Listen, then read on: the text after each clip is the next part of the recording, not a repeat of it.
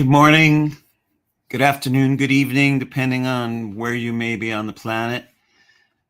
This is Soul Level Astrologer Mark Borax with the Cosmic Weather Report for Wednesday, December 11th, Year of the Dragon, 2024. The big news is astrologically is that Jupiter is squaring Saturn right now, and the square is getting more intense and reaches exactitude on Christmas Eve. And when Jupiter squares Saturn, the past is squaring off with the future, and this particular square amplifies Saturn. Saturn has more power in this than Jupiter. Because Saturn rules the past, which means that many people right now are being challenged as to whether they should stay with something familiar that provides continuity or break away in order to go towards something new. Because Saturn is overweighed in the square, the pull of the past is very strong, but that doesn't mean that it's rightful to go with that pull. We really have a lot of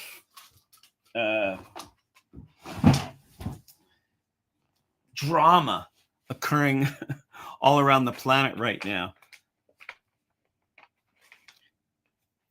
Now, those of us who have been watching society crumble for many, many years, what I've been calling the current breakdown is the end of everything that never worked right in the first place. If you look at modern society as something that has actually never worked right, then you're not as shocked and perhaps not as dismayed by so many things that are falling apart at the seams all over the world right now, because it was a system that was rotten. You know, we're experiencing the end stage of capitalism, and capitalism is based on the few lording over the many, and the many having less and less and less rights. So the fact that things are crumbling and disintegrating, if you look at that as the end of something that never worked right at all, it's not quite as shocking. It can still be very grueling, very difficult, very challenging, especially with Jupiter square Saturn. So between now and Christmas Eve, the square's getting more and more intense, and it's going to continue intense for a little while after that. Also, interestingly, in June, the same square will be back again. So at the very beginning of 2025 and exactly in the middle, we have the past squaring off with the future. Jupiter and Saturn are the big planets. They're the ones most connected to the meaning of your life. Saturn's meaning, Saturn holds the memory of why your soul chose to reincarnate. Saturn also holds the memory of why your soul chose to reincarnate in all your earlier lives. It's the origin of why you're here, what you chose to come back to do. Rudolf Steiner has a beautiful description that after you die in your last life, you release your identification and affinity with that life in order to commune with the planetary beings and decide if you come back, why you would want to come back. Saturn holds your prenatal vows. Even though your mind doesn't usually consciously remember why you said you wanted to be here, Saturn remembers. When you go along in alignment with your Saturnian prenatal vows, Saturn usually drops the roadblocks and provides support to keep you going in that way. When you go against your prenatal vows, even when you don't consciously remember them, Saturn usually puts up roadblocks and says, I don't think that's really why you're here. I don't think you're here to go to that college, take that job, marry that person, go into that line of work, move to that particular area. Jupiter holds the meaning from the opposite end of the spectrum, which is your optimal future destiny. Jupiter holds the picture of who you would be if you were absolutely thrusting along your greatest arc of development, your optimal enlightenment, your fullest blossoming.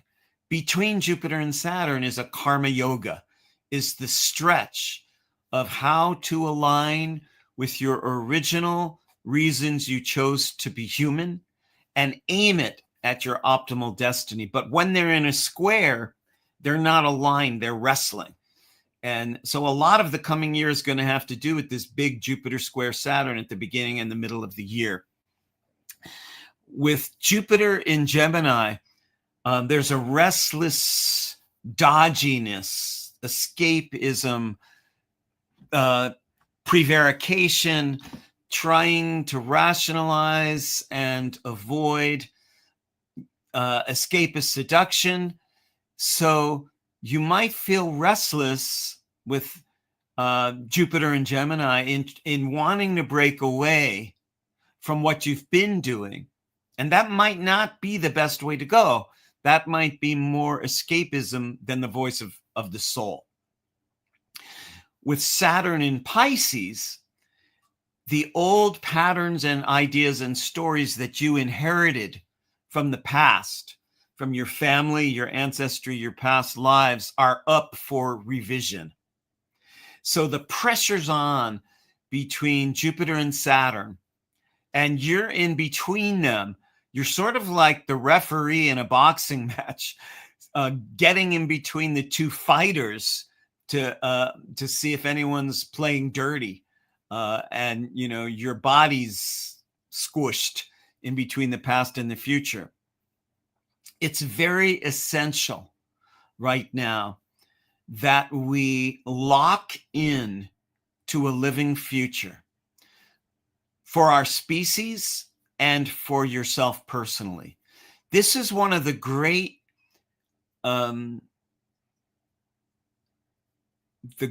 inspirational things we had going in the 1960s revolution. We're kind of back in the 1960s revolution because Pluto just entered Aquarius for 20 years.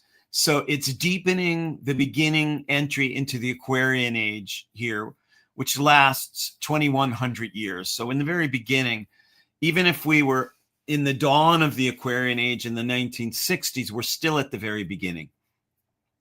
And the Aquarian age is the time destined for humanity to have a mass awakening. We started to have that in the 1960s.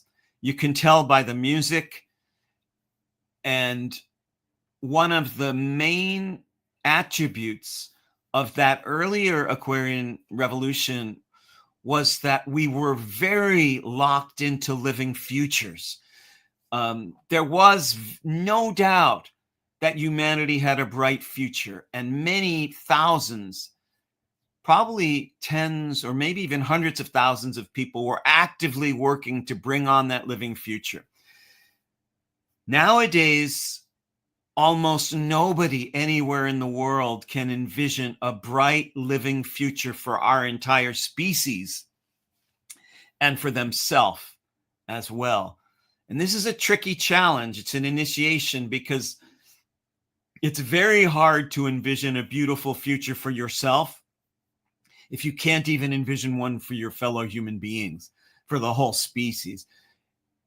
We need now all over the planet to drum up belief in a viable, actual, living future for our species on planet Earth. It takes a leap of faith. It takes a deep spiritual initiation. It takes a creative mandate to believe that you are an artist, you are a life artist. Your soul came here for very good reasons, to blossom your creativity, to follow your path and not get talked out of it, to bust out of limited conditioned states that you got from your family, your past lives, maybe your religion, your species, your peers. and recognize that you have something to say in a bright future for the species. As hard as that might be, that's the karma yoga. Just like if you haven't been doing yoga in 10 years, it may be hard to get back in. The karma yoga we need to get back into is something we began in the 1960s. Some of us have kept it going since then. You can really grab hold of it in the music, on medicine journeys, ayahuasca journeys. You can grab it when you fall in love in a significant, genuine way. Now you have to fall in love with the future, fall in love with Earth, fall in love with yourself, fall in love with humanity to get that going again. If you dig down deep into the stuff of your soul and drum up a living future, then you will contribute to those people all around the planet who are so sick and disgusted with the way things are going out there that they don't even give a shit anymore about fitting in with normalcy if they ever did.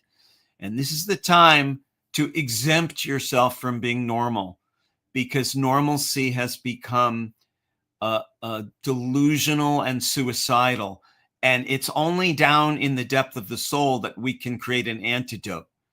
The medicine for everything becoming delusional and suicidal is for you not to be delusional and suicidal, to confront your own truth, to confront your own partner, your own family, your own intimate connections with others, to recognize you were not put here on the earth to pay bills and keep everybody else happy, but to follow your soul, whatever the cost, and not stop for anything.